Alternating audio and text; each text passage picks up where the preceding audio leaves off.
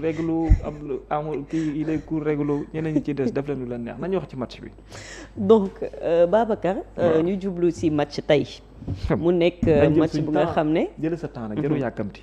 boo leen séenee ñuy dox di ñëw nga xam ne nit ñi bëgg nañoo wax mais tant que newuñ di fëgg bunt bi. nañ jël suñu temps def lu ñu neex. baax na kon d'accord kon tey Babacar. comme ni ma ko kon tey soxna ko illustré tey. comme ni nga ko illustré tey. waaw maa ngi sol maillot bu Sénégal. donc sa xel fi mu la war a yóbbu. waaw mooy tey Sénégal dafay jouer. tey waaw. dafa fas yéene jàkkaarloo ak France. loolu dëgg la 24 ans après. waaw suñu gaynde yi defoon fi benn exploit. waaw bu ñëpp doon xaar ni France dafay ñëw jàll ci kaw Sénégal dem. waaw ñu def benn mbir bu exceptionnel ba Sénégal wala Afrique bi yëpp di ko coow. 24 ans après. 24 ans après xam nga rencontre bii nii soo ko bëggee jàngat. da nga koy yóbbu ci cadre sportif ba pare. tegaat ko également dans le cadre géopolitique. bu la neexee sax nga laaxaale ci aussi dans le cadre. culturel peut-être bien. Culturel parce que boo koy wax tu vas aller dans le sens continental. foofu laay njëkkee sax d'autant plus quand on parle de culture aujourd'hui le continent africain dafa bari loo xam ne lu mu moomal boppam la ci paysage bu France. lu ko waral parce que dafa am benn pluralité boo xamante ni dafa am ci biir France te bari loolu loo xamante ni daanaka. les Africains ñoom ñoo ko jël dem jokku ko foofu nga xam ne moom moo nekk ca France li ko maye aussi peut-être bien mooy benn ouverture boo xamante ni am na ci réewum France te beaucoup d'Africains également aussi am chance dem intégrer li nga xam ne moo di réew ma mais aussi faire intégrer li nga xam ne moo di cette culture là te léegi il est très difficile nga mën a tàqatle le continent africain ak la France. La France oui. li ko waral mooy dugalante bi nii lay mel dafay mel ni ne ñaari baaraam yi comme nii la. moo waral aussi même ci ay réalité ak ci yenn ndombal tànk ak ci loo mën a jël aussi am na rôle boo xamante ni que mu nekk les Africains ñu ngi koy jouer biir France. tout comme également aussi les Français ñu ngi koy am. donc loolu nag dafay def weesu lu ñuy wooye ay temps de colonisation entre autres man dama jàpp ne. relation la boo xamante ni ko nit ñi di jàngate ak ni ñu koy waxee romb na noonu. au-delà de li ñu mën a wax noonu yëpp il y a un amour boo xamante ni daanaka dafa figé wu ci biir boo xam ne dafa jéggi même des questions d'intérêt tey boo xoolee bu baax la France comme ni mu mel ak le Sénégal en termes d'implantation d'entreprise ak lu jëm ci wàllum emploi y a une grande contribution boo xam ne buñ ci amal moom lay doon. te aussi boo demee tamit ci biir France la il y a pas mal de Sénégalais yoo xamante ni tey ak seen ay moomeel et tout aussi implanté nañ ko biir France bokku tam ci ñi nga xam ne ñu ngi contribuer ci seen lu bare. même dans le cadre du football des Sénégalais yoo xamante ni jaar nañ championnat France marqué ko bu baax a baax marqué même yenn club yi ba doon fi nit yoo xamante ni daanaka mënees na leen jàppee ne ay légende moom la ñu doon. loolu dafa am loo xamante ni lu bare moom lay wax mais bu ñu ñëwee également ci cadre bi nga xam moo di purement géopolitique aussi dafa am loo xam ne lu bare mën na ko wax par rapport au continent africain bi parce que moo ñu indiwaat ci fi ma jógee sànq.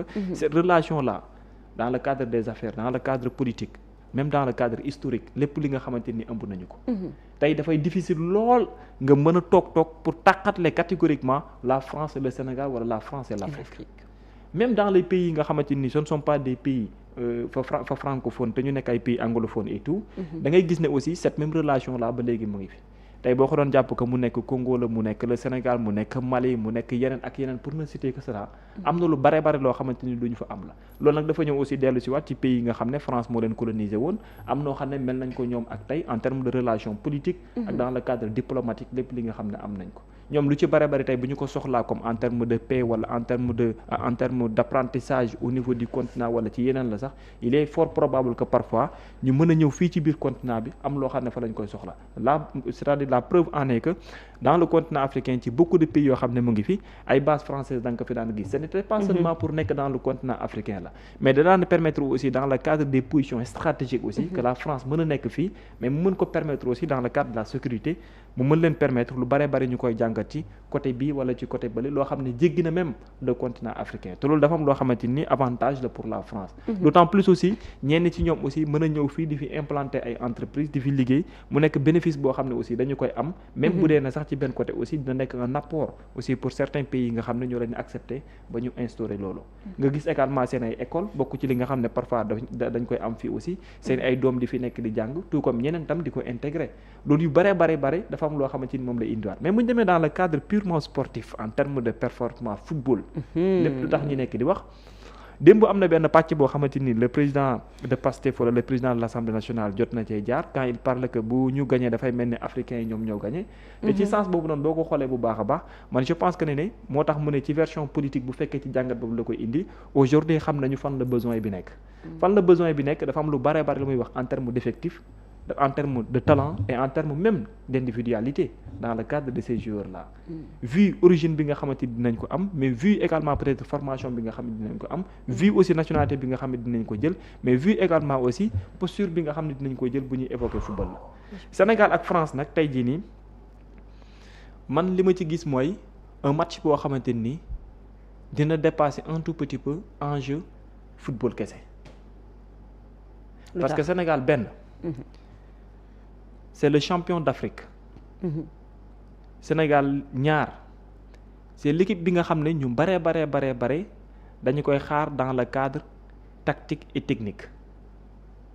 Sénégal dafa nekk également équipe boo xamante ni bu ñu jëlee individuellement aussi dafa am star yoo xamante ni kenn remettre leen en question te ci saison bii passée dafa am noo xam ne noonu la ñu taxawee ci seen ay club wala championnat yu ñu nekk. La France également aussi.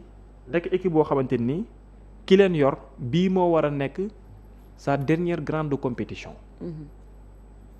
muy Didier Deschamps. donc défi la ci moom. très bien 24 ans après la question qui va se poser mooy li xewoon 2002 ak 2026 lan moo mën a nekk la différence su fekkente ni door nañ ko ci fi may waxee mooy individualité bi Sénégal ci fi mu jaar li nga xam ne traversé na ko et tout. ak club également aussi fas yéene nekk mais surtout club bi mais surtout équipe bi nga war a dajal aujourd'hui peut-être bien armada offensive bi nga xamante ni am na ko. nan la ko Sénégal war a mën a dékkoo. ci choix yi nga xamante ni def nañ ko ñun ci suñu effectif bi défensivement. parce que da ngay fàtte ko ne polémique amoon na ci mais malgré tout nous les Sénégalais nous faisons confiance à Pape Thiaw.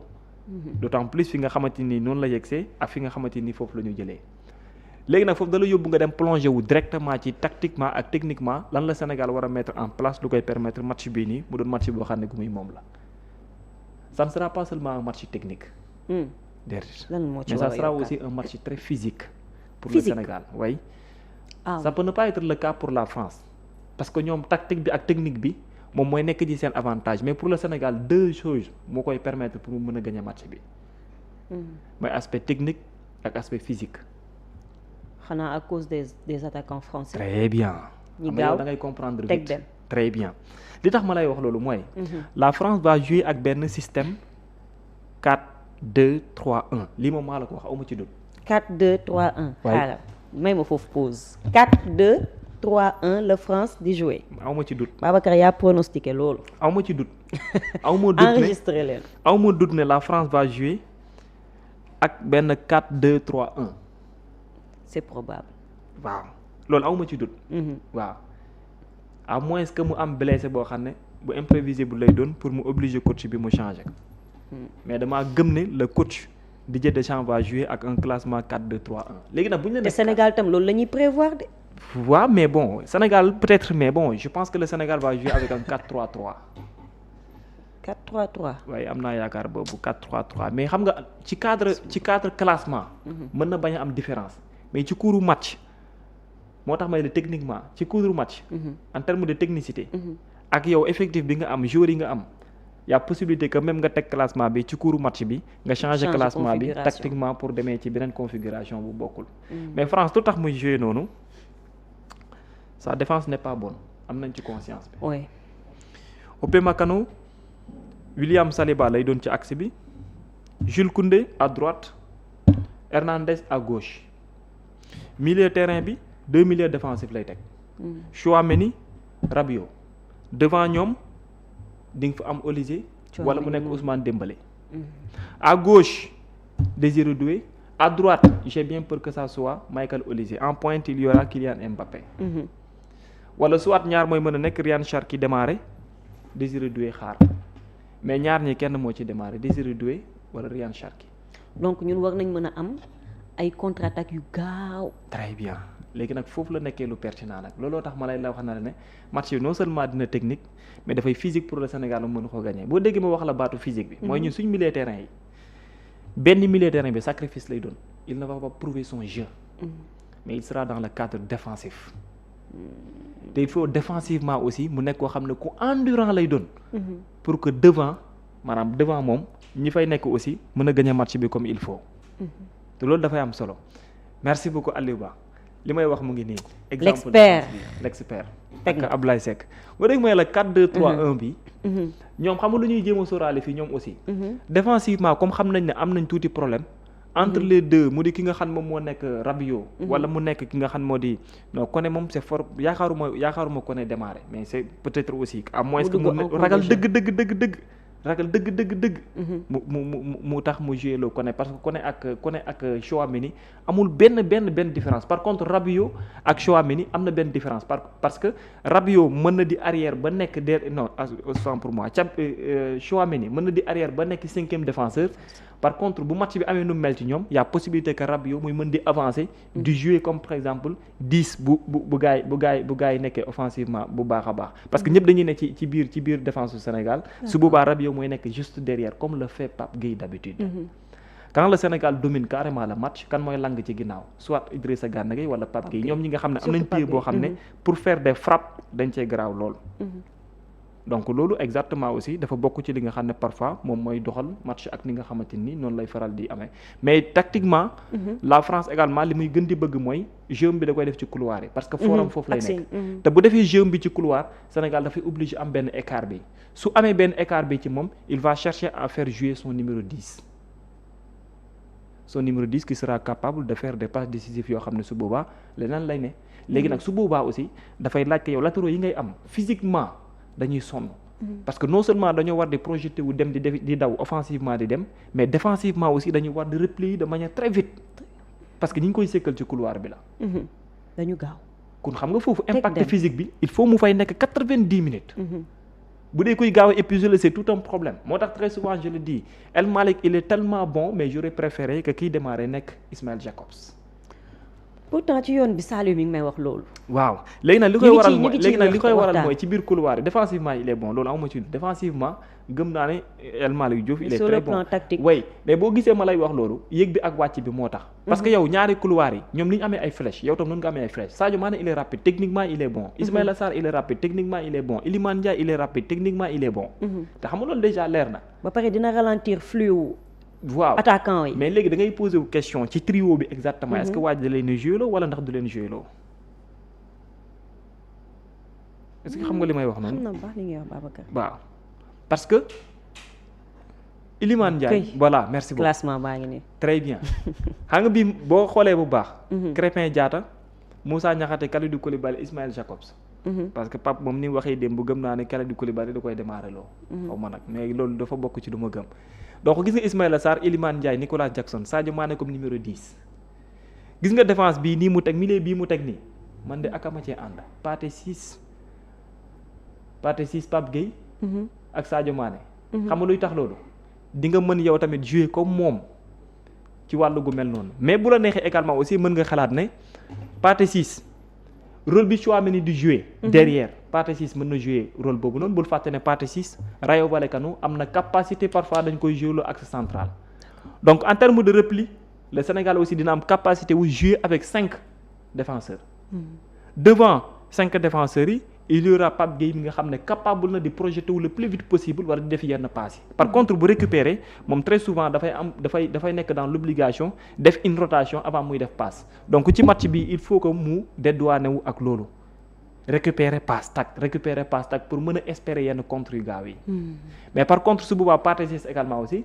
bu Pape Gueye démarrer ak li mu am ci kanam la Pathé 6 mooy topp seen ginnaaw maanaam bu ñuy dem offensivement couverture moo lay wax ma ne su boobaa nag fa ngay calculer impact physique bi ma lay waxee nii coûte que coûte bu Ismaïla Sarr yéegee Iliman Ndiaye yéeg derrière eux dañoo war amaat aussi sur le coup Jacobs ak Krépin Diatta en termes de disponibilité pour mu mën a permettre Sadio Mané aussi mu mën a lire lecture bi kon lu ma gis jeu collectif très bien ci xam nga il a dit que ñun suñu chance endurance xam nga il a dit que ñun suñu chance mooy jeu collectif xam nga wax na loolu nee na ñun suñu chance mooy jeu collectif la te il a parfaitement raison parce que effectif bu Sénégal ci ni muy jouer depuis quelque temps boo ko xoolee bu baax da ngay ràññeeku que ne collectivement boo ko xoolee Sénégal lu bare bari moom la am ci côté boobu noonu te am naa yaakaar ne aussi du nekk luy dëñ parce que dañuy dimbale wante dañuy gis koo xam ne dafay sacrifier postam parce que le football c'est comme ça d'habitude si tu vois que ni Désiré Doué tey moo nekk ci match bi couloiram moom la mais bu téyee bal day romb latéral bi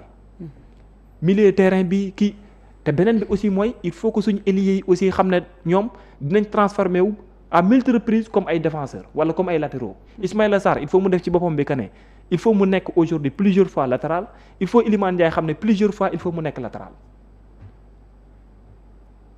maanaam dañoo war di replier wu ñëw di dimbale suñu latéraux yi défensivement. ba ñu figé wu ci seen poste. kese non très bien parce que bu ñu ko defee du baax ah. dañ leen di aw ci flanc voilà parce que chance bi ñu am mooy bu fekkee Sadio Mané moo joué 10 wala Iliman Ndiaye joué 10 ñaari côté yëpp c'est bon parce que à chaque fois mën na di téye bal bi di def des gestes techniques yoo xam ne mën na ko permettre couloir yi en attendant ñu nekk di yéeg waaw ñoom ñi nekk defaale ay gymnastique technique yoo xamante ni dina ko permettre latéraux yi yéegagum mu téyegum bal bi pour mën a def passe yi nga xam ne moo jël amul luñ leen di ñeewantalee jërëjëf Babacar amul luñ leen di ñeewantalee bu ñu ci yàlla dimbali jërëjëf mën nañ ci am Babacar ndam loo xam ne lu am def nga solo sa analyse bu am solo vraiment analyse bi am na solo lii moom aussi ñu leen di souhaiter bonne chance man am naa yaakaar ne Sénégal war na cee mën a génn donc en tout cas daal lii am solo mooy te enjeu bi yëpp Kumba milieu terrain bi la nañu ko bàyyi xel te yaakaar naa ni ñu ngi koy bàyyi xel bu baax a baax milieu terrain bi la te man gis naa ne Pathé Ciss il doit démarrer non vraiment waaw Pathé Ciss il doit démarrer Vraiment. parce que côté boobu maay waaw 4-3-3 wala 4 mais bon Pathé Ciss moom il doit démarrer